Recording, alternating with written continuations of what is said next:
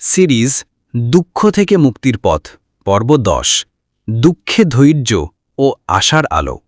প্রিয় শ্রোতা ও দর্শক, দুঃখ ও কষ্ট জীবনের অবিচ্ছেদ্য অংশ।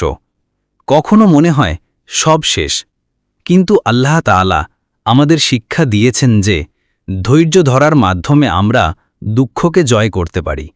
আজকের পর্বে আমরা জানব ধৈর্য এবং আল্লাহর উপর বিশ্বাস আমাদের কষ্টের শেষ দেখা দিতে পারে।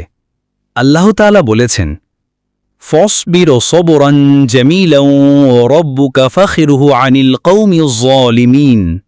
অর্থ, অতএব সুন্দর ধৈর্য ধরো, আর তোমার প্রতিপালক অন্যায়কারী লোকদের থেকে রক্ষা করবেন। সূরা মুমিনুন আয়াত ৯৬।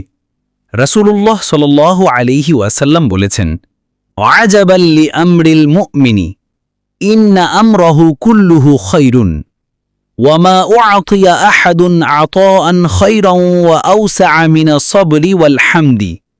অর্থ, মুমিনের অবস্থা আশ্চর্যজনক, তার প্রতিটি বিষয়ই তার জন্য কল্যাণকর। সে ধৈর্য ধারণ করে এবং শুকর করে, এছাড়া তার জন্য কোনো উপহার নেই। সহিহ মুসলিম। প্রিয় ভাই ও বোন, আপনার দুঃখ যতই বড় হোক না কেন, ধৈর্য ধরে আল্লাহর ওপর ভরসা রাখুন।